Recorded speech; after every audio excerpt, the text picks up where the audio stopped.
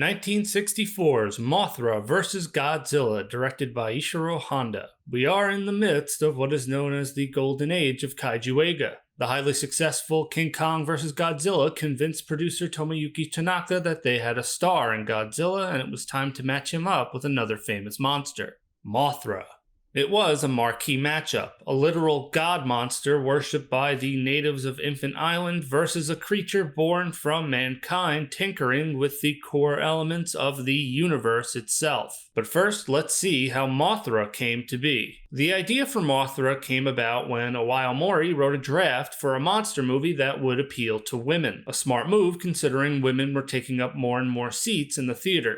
Novelist Shinichiro Nakamura was brought in to continue writing the story and had help from Yoshi Hota and Takehiko Fukunaga. Instead of a movie, it would become a serialized novel called The Luminous Fairies and Mothra. Ishiro Honda would direct the movie version with Shinichi Sekizawa writing the story. Like Honda, Sekizawa was a veteran of World War II, and his experiences shaped his creative output.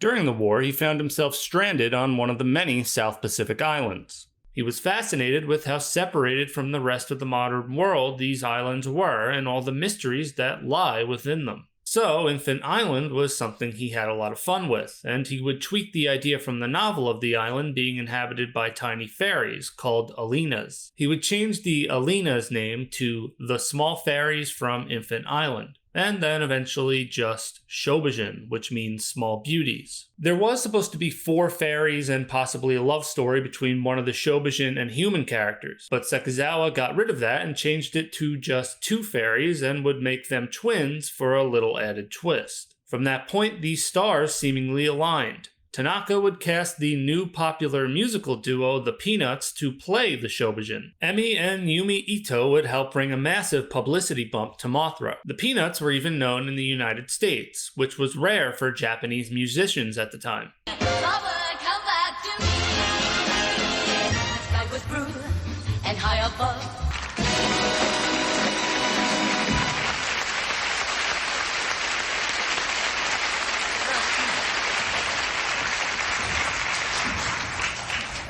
I've been rehearsing him in some English fair. How would you say, in Japanese, it's a really big show? That's good. That's fine. Honda would say that unlike other big shots, Emi and Yumi would show up on time and were easy to work with. They also had no issues speaking in unison. One minor thing always needed to be done, however. Emi had a mole near her left eye and Yumi didn't, so they had to draw one on Yumi as well to keep up their identical image. The creation of Mothra herself involved a wire-operated mechanical puppet. The larva form was another story. For the infamous scene where she cocoons herself around Tokyo Tower and the water scenes, Tezu Toshimitsu and the Yagi brothers would create a self-propelled model with a motorcycle engine in it. The initial idea for that scene was to have Mothra do that to the Diet Building instead. We would eventually see this in 1992's Godzilla vs. Mothra. They also made a large model of the larva, and it was, well, large. It would be around 32 feet long and weigh over 250 pounds. A total of 8 men would have to go inside that thing single file and make it move. Haro Nakajima and Katsumi Tezuka would be amongst the 8 men who operated it. There's a human centipede joke to be made here, but I really hate that movie, so I won't bother. For those wondering, the larva was made of latex and would be covered in soft vinyl to give it that shine. This would be the idea of Kezo Maraze, a talented suit maker who would go on to run his own company and recently became a director himself, directing and writing the movie Brush of the God that is set to come out in 2022. It would also be his idea to put those dents in Mothra's eyes. He used a rod to make a bunch of small dents while the plastic that made it was still soft. He would use the same technique to create the eyes for Kamen Rider. Mothra's wings would be made with Indian fabric over a frame, and the wings would be attached by wires to a crane above. It was guys like Maraze, the Yagis, Toshimitsu, Teruyoshi Nakano, Hajime Koizumi, and others that made Toho such a powerhouse in terms of tokusatsu movies. Tsuburaya was a genius, but he also had innovative and ambitious people working under him. Mr. Tsuburaya was a very cheerful person. Rather than give orders to others when working on a project, he would ask effects artists questions during consultations that would guide them towards developing their work in line with its vision. His impact could always be felt on set, be it his trademark hat and suit or the smell of tobacco which often accompanied him. Many of us viewed him as a calm, fatherly figure. He was very kind to all of us on the modeling staff, but he often had very critical words for those involved with shooting scenes. As far as Mothra goes, I found it to be a real light-hearted and funny kaiju movie. It was almost like the complete opposite of Godzilla from 1954, which was dark and sort of somber. We wanted to do something that was new for the whole family, like a Disney or Hollywood type of picture. We wanted it to be brighter, nicer. Honda would always wish Mothra would one day be remade by Disney. This of course hasn't happened. Though Mothra would get the updated Rebirth of Mothra trilogy in the 90s, and of course she's in 2019's Godzilla King of the Monsters. One of the striking things about the 1961 movie is the detail of the miniatures, which managed to be even more intricate than the ones from Godzilla, and this being in color meant it required a lot more work. The Shibuya neighborhoods destroyed during the Mothra larva's attack were practically identical to the real-world versions. The setting was an adventure on a South Sea island where a mysterious giant creature is worshipped as a god. There is also a showman and a beauty. So, this is a Japanese version of King Kong. A revised ending of the movie was filmed as well, and in this ending, the outstanding and very memorable villain of the film, Nelson, is killed by Mothra, who knocks him into a volcano with her gusts of wind. So, obviously, a dummy body was used for when Nelson falls. The problem is they forgot to retrieve the dummy body and left it there.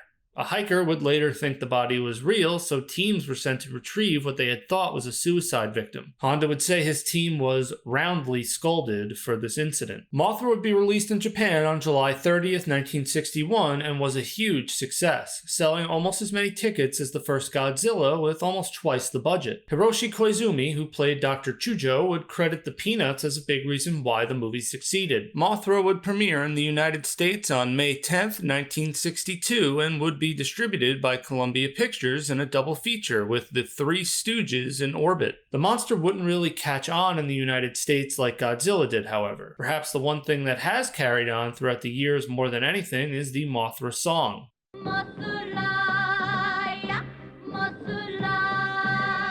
Originally, the song we know so well was not sung in Japanese, but in an Indonesian language with Japanese pronunciation, though there would be Japanese versions and lyrics added later on. Now personally, I have Japanese friends and loved ones who aren't Godzilla fans, but even they know the Mothra song composed by Yuji Koseki. The song is still something commonly known in Japanese pop culture. With Mothra coming off her successful premiere just 3 years prior and being the quote-unquote good guy or good monster, she would get top billing against Godzilla in 1964's Mothra vs. Godzilla. To a lot of tokusatsu fans and historians, this movie is considered the peak of early kaiju eiga. The reason being, Toho's talent was at the top of its game. They had Ishiro Honda, the man who brought the world Godzilla, Varan, Rodan, Mothra. They also had Eiji Tsuburaya, who just started his own company in 1963 called Tsuburaya Special Effects Productions. And of course, the rest of the crew, who had so much experience under their belt at this point with Godzilla now 10 years old and the franchise of Toho monsters much bigger. It may not have been realized at the time, but this movie was a huge moment. For the first time, Toho would connect two of their different monster continuities and eventually bring the entire Toho monster library together, a concept we've grown accustomed to in the 21st century, with Marvel's cinematic universe being considered the gold standard nowadays, and of course, Legendary's Monsterverse is something us kaiju fans have been able to experience the last 10 years as well. Now, with this connection, Mothra vs. Godzilla served as a direct sequel to both Mothra and King Kong vs. Godzilla. And with that, the story would be similar to both movies. Greedy industrialists putting Japan in danger by trying to profit off a monster god, while Godzilla randomly appears, throwing everything into chaos. The movie begins with an impressive typhoon scene created by Tsuburaya for the opening credits. The typhoon is the catalyst for the events going forward, with a giant egg appearing off the coast of Japan. In the first draft, Godzilla's seemingly lifeless body was supposed to be washed up on the shore after his battle with King Kong, just to later wake up and cause calamity. However, this got changed because Honda thought it would be too implausible, as the greedy businessmen wouldn't be able to make money off a radioactive corpse. It would cost money, if anything, so Mothra's egg was substituted in. Our main cast is broken up between your classic good guys and cartoonishly evil bad guys. The good guys are led by the returning Akira Takarada, who is in high demand and in the heyday of his career. Here he plays news reporter Ichiro Sakai. His cute and spunky photographer, Junko, is played by Yuriko Hoshi. According to the book Ishiro Honda, A Life in Film from Godzilla to Kurosawa, Hoshi made her debut in Honda's film Inao, Story of an Iron Arm. Unfortunately, she had spent a month being on location just for her lines to be deleted from the final cut. When I made Mothra vs. Godzilla, Honda apologized for making me wait for long. I was surprised he even remembered. The hilarious Yu Fujiki from King Kong vs. Godzilla would play the dim-witted reporter Jiro Nakamura, who for some reason is eating hard-boiled eggs throughout the movie. I'm sure I'm missing whatever the reference is there, probably something to do with the egg and Mothra's egg or whatever. Professor Miura is asked to come investigate the giant egg. He's played by Toho regular Hiroshi Koizumi.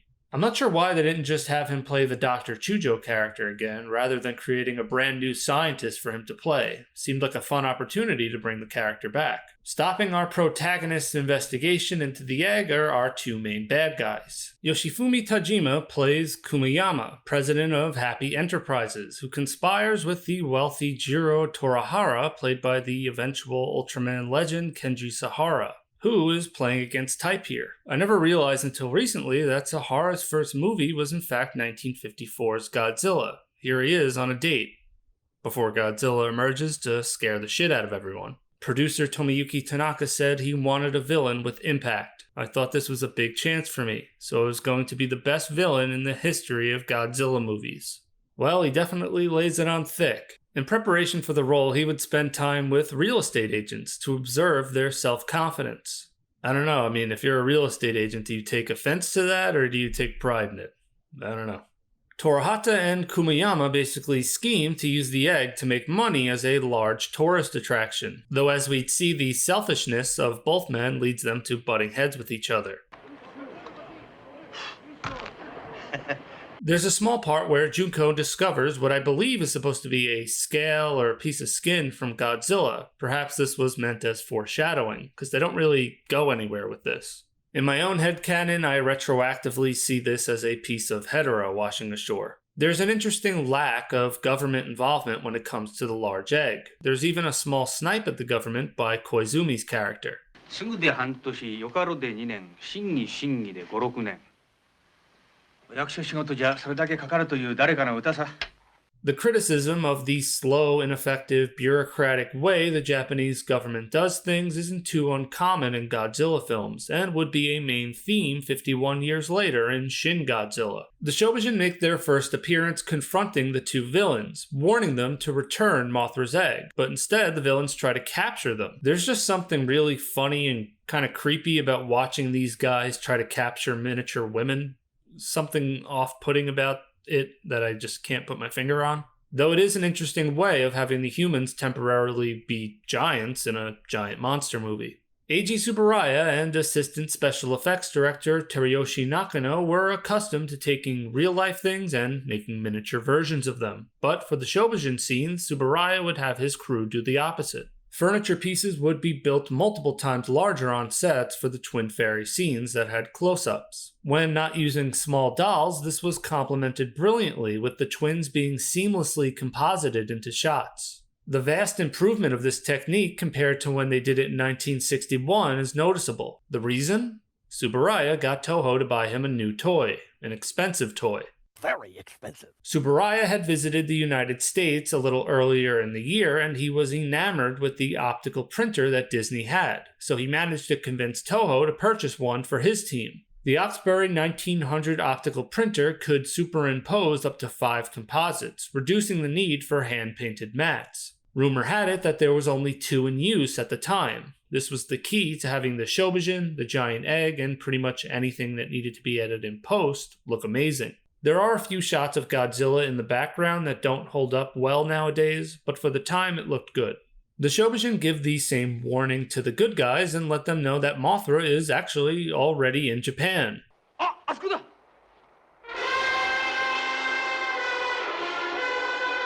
Very stealthy Mothra. But they also let our protagonist know that if they don't return the egg to Infant Island, the Mothra larva will hatch, causing destruction out of pure instinct. I'm not sure why Mothra can't just pick the egg up right now and fly it back to Infant Island, though we do find out that this Mothra, which is also the same one from 1961's film, is dying, and so maybe in its weakened state it can't carry the egg. The cast is as entertaining as a Toho cast can get despite the shallow story, but it takes a little over 30 minutes for Godzilla to finally appear.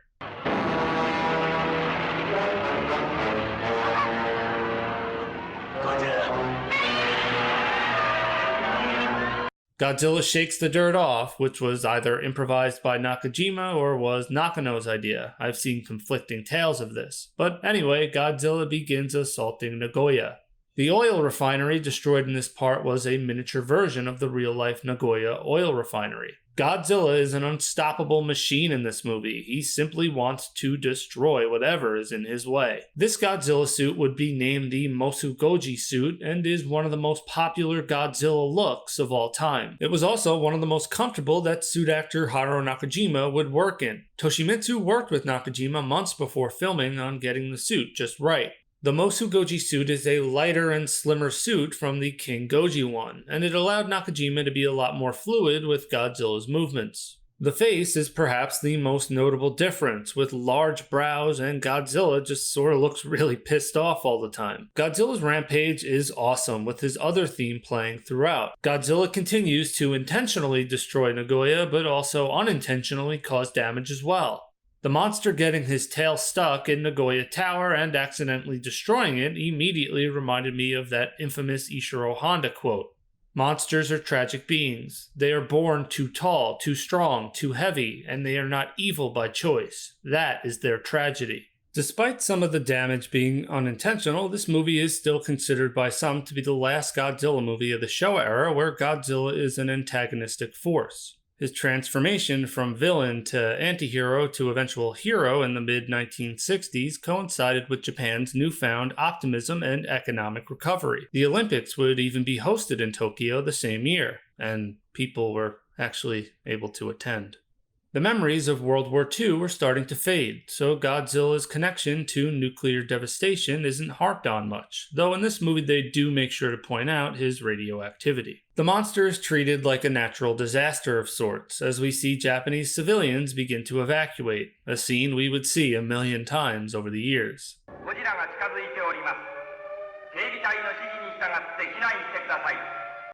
Oh shit, here we go again. The unfortunate structure's name is Nagoya Castle, and it's the latest to feel Godzilla's wrath. The Nagoya Castle model would cost 500,000 yen to construct, a nice chunk of the budget right there.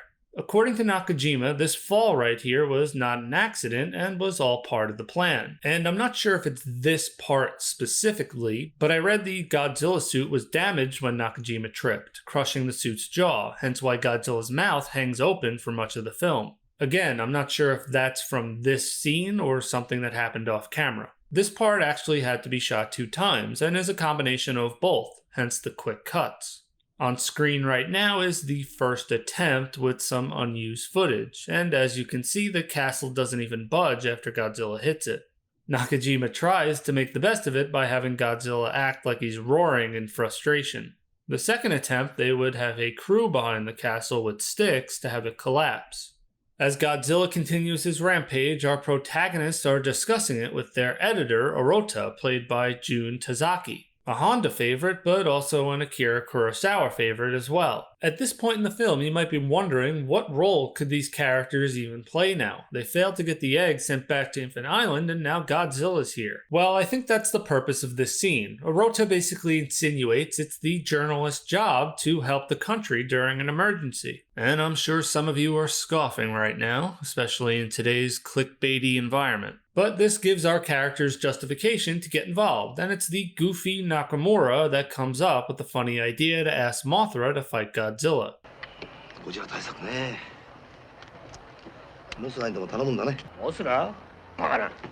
It's noticeable the comic relief character is the one who suggests this. King Kong vs. Godzilla is often seen as a comedy, and Nakamura's idea is basically the plot of this film from this point on. A big difference is that they can actually ask Mothra to help, whereas with King Kong they literally had to get him drunk and just drop him on Godzilla. This is the first Godzilla film where we see different motivations discussed for the different monsters. Mothra, in her full-grown form, is considered a god monster and one that can be reasoned with. And then you have Godzilla, who is just a force of destruction that humanity has no way to communicate with. The crew arrives at Infant Island to ask for Mothra's help, and despite Honda lamenting the budget restraints that made this set fall way short of his vision of a quote-unquote utopia in hell, this shot and a particular turtle skeleton would live on in infamy. The skeleton appears to move, which most considered to be a mistake. Why the hell is this thing moving if it's dead? It freaked me out the first time I saw it. I'm sure nobody at the time imagined it becoming a meme of sorts over the years. I've read that the skeleton moving was done on purpose in reference to an old Italian documentary, but I have no idea.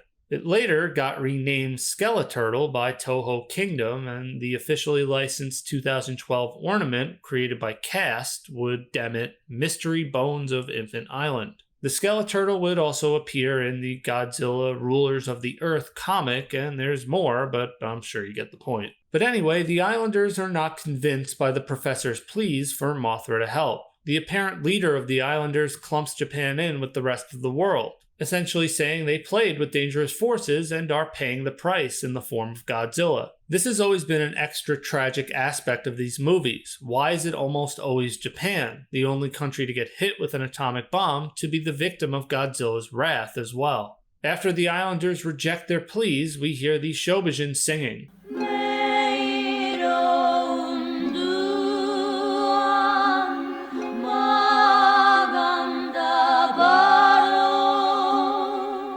The Sacred Spring song would be the only song Akira Ifukube would compose for the Peanuts in this film. Ifukube actually declined to do the score of 1961's Mothra because he wasn't sure he could do anything with the Peanuts duo, so Yuji Koseki got the job instead. Here, Ifukube proves himself wrong, coming up with a beautifully somber sound for the Twin Fairies. It reminds me of the all-girls choir singing from Godzilla in 1954. Pardon my tangent here, but while researching, I discovered an Akira Ifukube documentary put out by Toho called Godzilla vs. Ifukube, hosted by Shiro Sano, of course.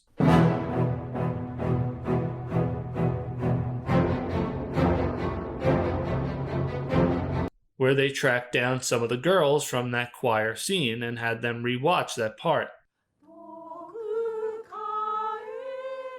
今回番組のために撮影に参加した学生の中から5人の方に集まっていただきました。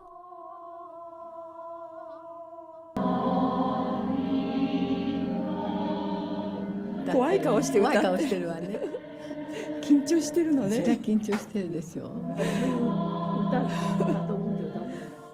I don't know, I just love that sort of stuff. That must have been so surreal all these years later to just be sitting there watching that again. As kids, they probably had no idea it would have that much lasting power. Just when the men are ready to give up, it's Junko who steps in. She pleads with the Islanders that there are good people out there worth saving. The idea of humans essentially bargaining with a god reminded me of the story of Abraham from the Bible. You are a just God. Will you destroy the good men along with the evil ones?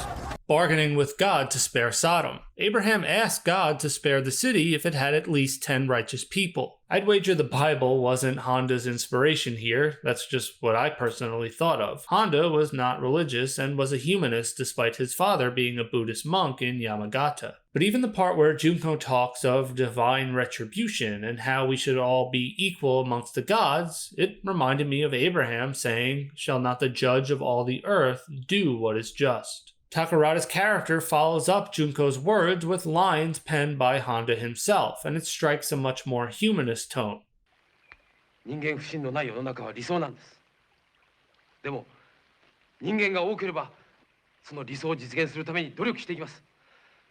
どうか長い目で見てください。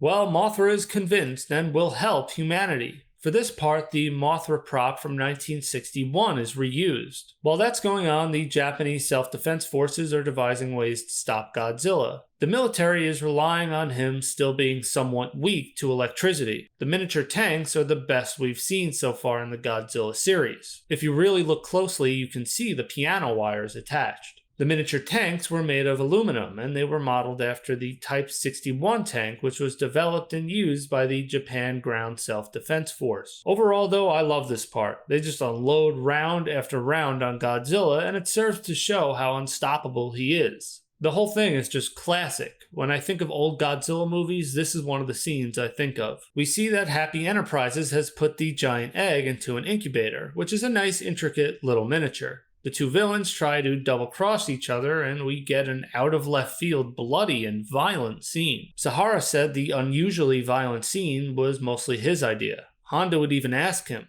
"Kembo, are you sure that you want to get a bloody nose? You'll ruin your cool guy image."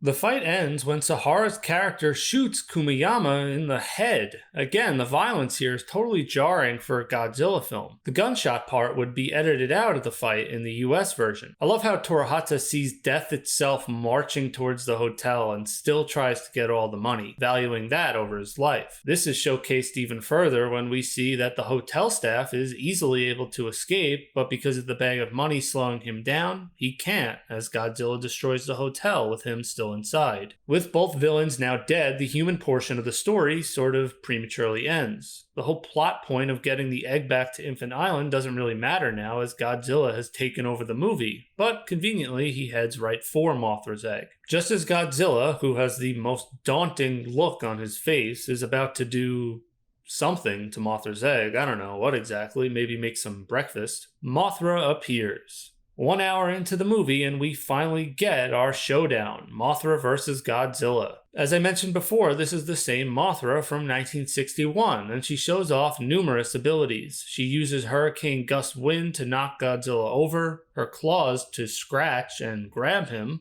and as a last resort, she can use poison powder. So in my graphic, I put Mothra's wingspan as 135 meters. However, that is disputable because according to theater guides, Mothra's size in this movie is the same as it was in 1961, which would make sense considering it's supposed to be the same Mothra. The only issue with that is that Mothra in 1961 had a 250-meter wingspan. If Godzilla is 50 meters in this film, which he is, and Mothra has a 250-meter wingspan, she could literally just pick Godzilla up and throw him into space. So the 135-meter wingspan size that was in the Toho Kaiju Encyclopedia Guide published by Yosencha in 2014 is a much more reasonable number. In short, I think they made Mothra smaller in this film because if they didn't, Godzilla wouldn't have much of a chance. Either way, Mothra is still massive in this movie when compared to Godzilla, and it's truly stunning, especially considering that Mothra has kind of shrunk in comparison to Godzilla over the years. Toshimitsu and the Yagi brothers constructed the new full-grown Mothra marionette. Toshimitsu modeled the head with slightly different eyes than the first Mothra. Just like the original, they put lights inside the eyes for the blue glow. Her mouth, body, and legs were all remote controlled. Mothra hits Godzilla with her hurricane gusts, and Nakajima does an amazing job acting this out as Godzilla tries to keep his footing. A motorized Mothra puppet would be used for the flapping of the wings. Tsuburaya would film this from the side so the wires wouldn't be visible, and the actual wind would be from industrial fans off camera. Godzilla desperately shoots his atomic breath into the air as his head bobs around. This effect is taken for granted nowadays, but considering that in previous movies he would usually be stationary as he fired the atomic ray, this was an impressive special effects feat to have the atomic breath trajectory match the quick head and mouth movements. Godzilla fires it in all different directions, and you can once again thank the optical printer for that. For those wondering, Mothra's cry or roar is a combination of sped up Anguirus and Rodan sounds. The music in the background of this fight and in the final fight is a beautifully fitting combination of Godzilla and Mothra's themes. Steve Reifel describes it perfectly. This film marks a high point of Honda's work with composer Akira Ifukube, who contrasts the brash, raw power of Godzilla and the grace and beauty of Mothra in an operatic clash of chromatic and diatonic themes. stirring emotions even when the thin human drama doesn't. It was here that Ifukube perfected his chromatic Godzilla motif, which would become a highly recognizable piece of genre film music. He also incorporated the melody of Yuji Koseki's familiar Song of Mothra into the score. Tsuburaya does a similar shot to what he did in King Kong vs. Godzilla, having the camera placed in behind the trees. There are a lot of inventive camera angles employed that help the limited options available in terms of fight choreography between these two very different types of monsters. This is really the shot where you get a sense of how huge Mothra is compared to Godzilla, and Mothra dragging Godzilla by his tail looks like one of those nature documentaries of wasps killing their prey.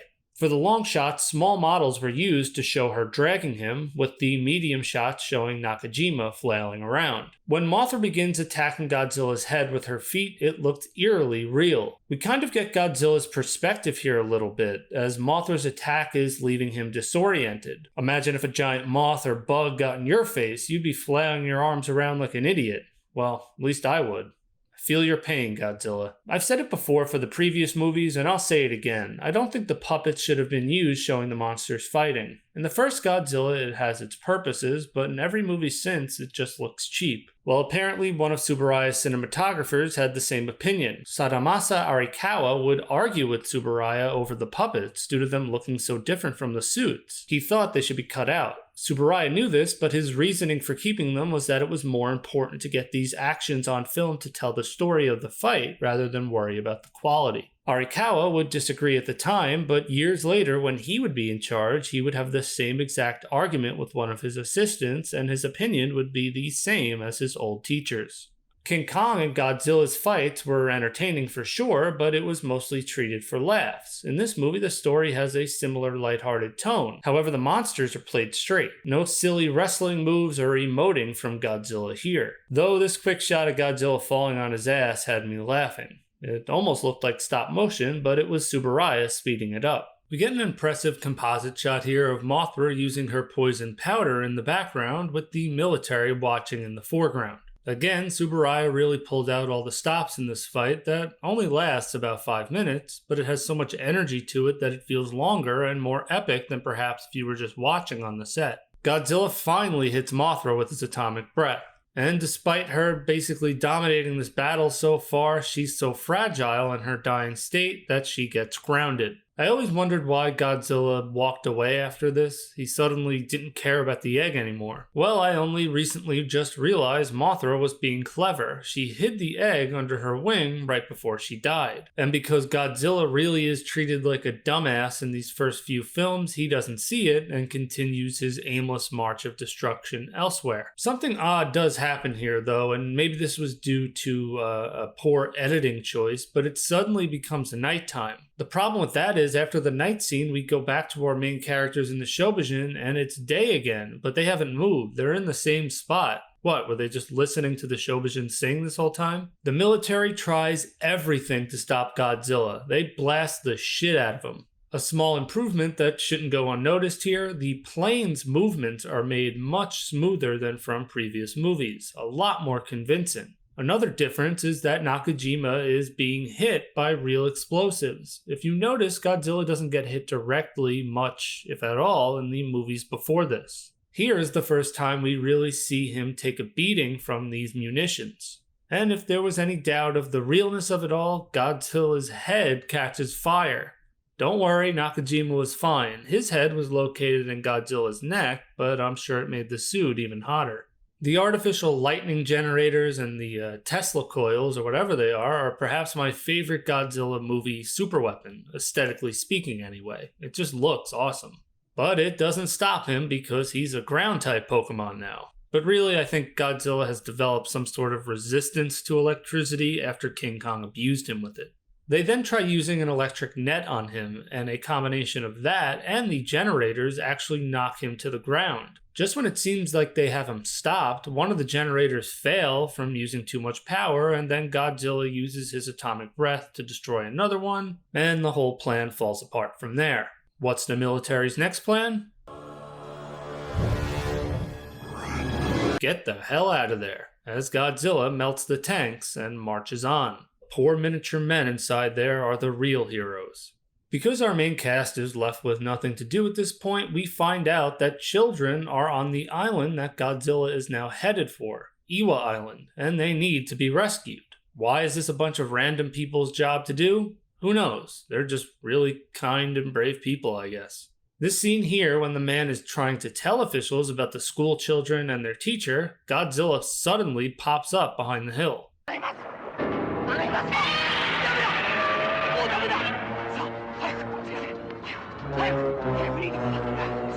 This part led to a rare disagreement between Honda and Ifukube. When making films together, Honda and Ifukube would have meetings to decide where music was needed and where it wasn't. Ifukube didn't think music was needed here. Honda disagreed, but Honda eventually succumbed to the musician and said no music would be added. Honda often would be self-deprecating, saying he didn't know much about music.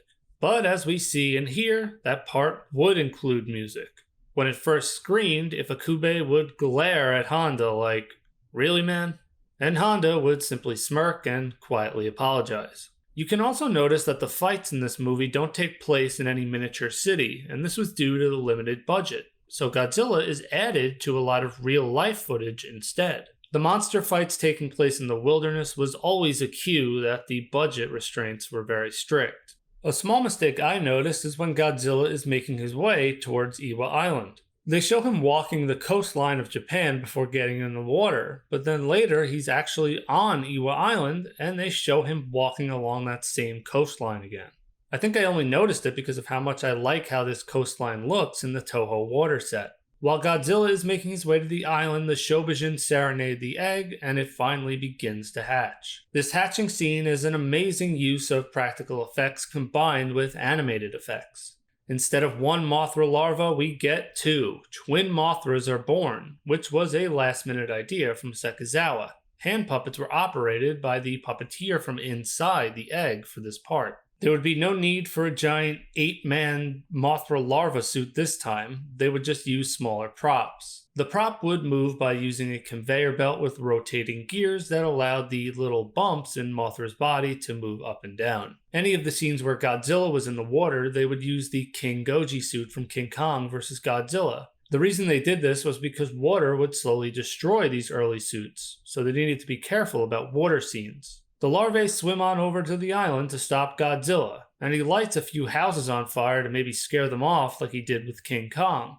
But the little ones keep on trucking and start to do battle with him. One of two small goofs happen here, the first being where you can see the wheels under the Mothras as they move across the beach. The second being when the babies try biting his tail to slow him down, and Nakajima does a great job showing Godzilla's pain through his frantic movements, but you can actually see Nakajima's head or face in the small holes in Godzilla's neck. The Mothras do everything they can to slow him down, but ultimately he's done in by that damn silk. The last 10 minutes of this movie are the most frustrating 10 minutes in Godzilla history. The little ones methodically trap Godzilla in a silk cocoon.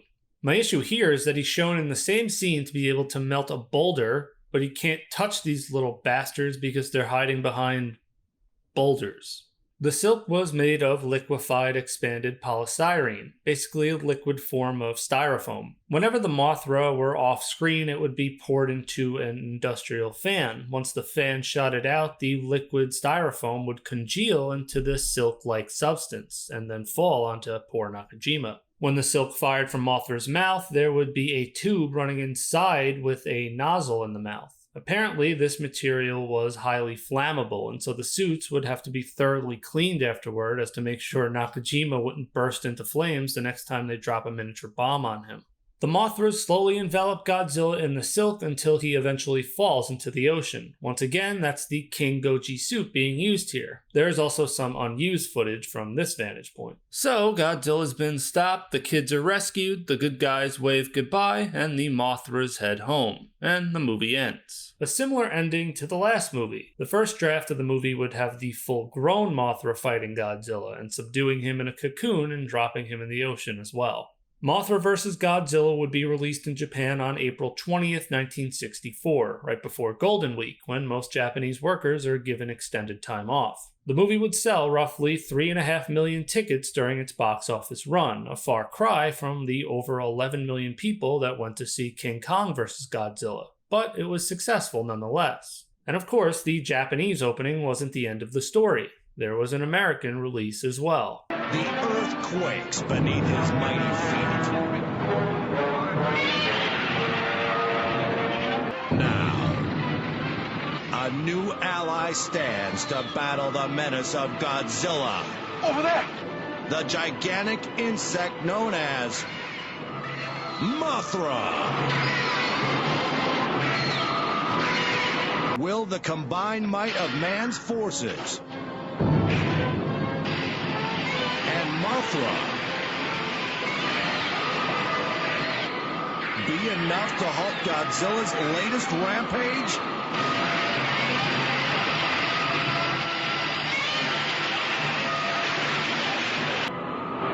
Godzilla versus Mothra.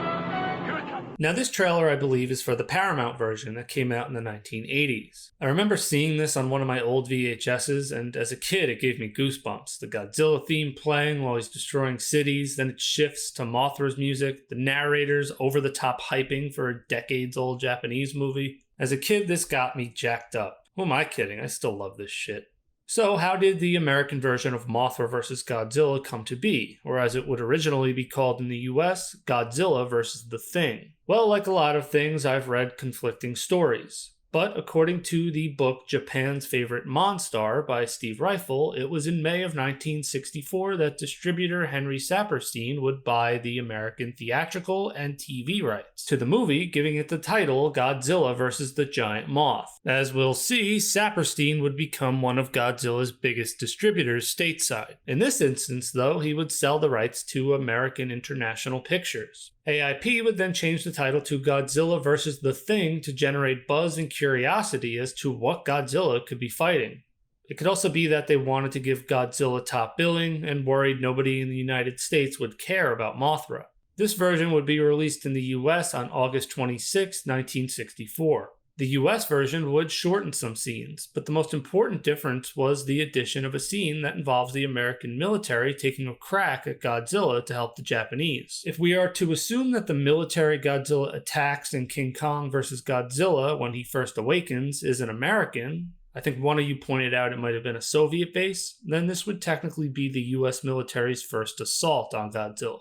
They use what are called frontier missiles that manage to knock him down, but it isn't enough to kill him. This scene was shot by Honda and Tsuburaya's crew, but it didn't make it to the final Japanese cut. Reifel writes that this scene was in Sekizawa's script the whole time, and Honda decided to cut it from the final version, either out of concern that Japanese audiences wouldn't want to see the American military firing missiles on their soil, or maybe because Japanese audiences didn't want to see Japan not being able to defend itself. I mentioned conflicting stories earlier on, and this is what I mean by that. A lot of the other sources tell these events differently. In Guy Tucker's book Age of the Gods, he writes that the film's American distribution rights were actually pre-sold to AIP prior to the movie even being made. AIP then requested from Toho that this scene be shot specifically so they could use it in the American distribution. So either Toho shot the footage originally, or Toho shot the footage because AIP told them to.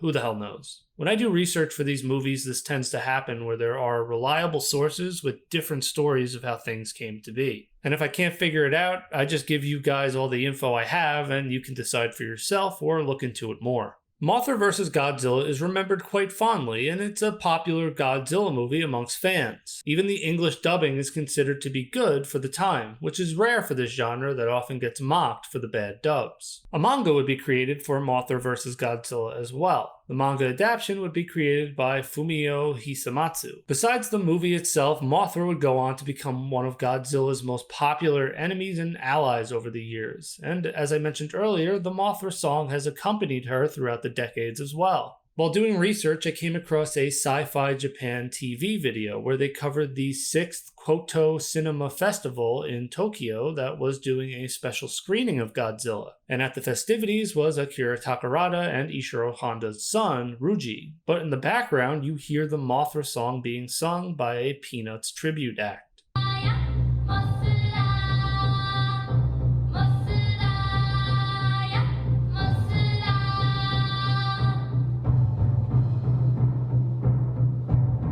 I just think it's awesome when the history of these old movies is still celebrated amongst new generations. It's heartwarming to see. My abbreviated thoughts on the film are that the trio of good guys and the story as a whole is extremely simple and doesn't really give you anything to chew on except for when they try to convince Mothra for help. I have seen some say that the plot involving money-hungry bad guys profiteering off Mothra's egg is sort of like a metaphor for the rampant commercialization and big business clashing with the traditions of Japan. And we kind of already covered this in the previous movie, also written by Sekizawa, so nothing new is really being said here. Another interesting perspective can start with 1961's Mothra. In that movie, there's a fictional country of Rolisica, which was supposed to be a representation, or a combination of the Soviet Union and the United States, both trying to exploit Infant Island, which could be seen as a stand-in for Japan stuck in the middle of these two superpowers. The novel was much more direct, referencing the 1960 Treaty of Mutual Cooperation and Security between the US and Japan. Godzilla Raids Again has also been interpreted to be seen as Japan sort of being in the middle between these two superpowers. I do like that Godzilla is respected more than he was in the last film. He has that same aura as the original, combined with refined special effects. Tsuburaya's miniatures are a treat to watch in themselves. The Mothra marionette in this film would not be matched in quality and realism until almost 40 years later in 2003's Tokyo SOS. And what more can I say about how amazing the music was, if Akube outdid himself?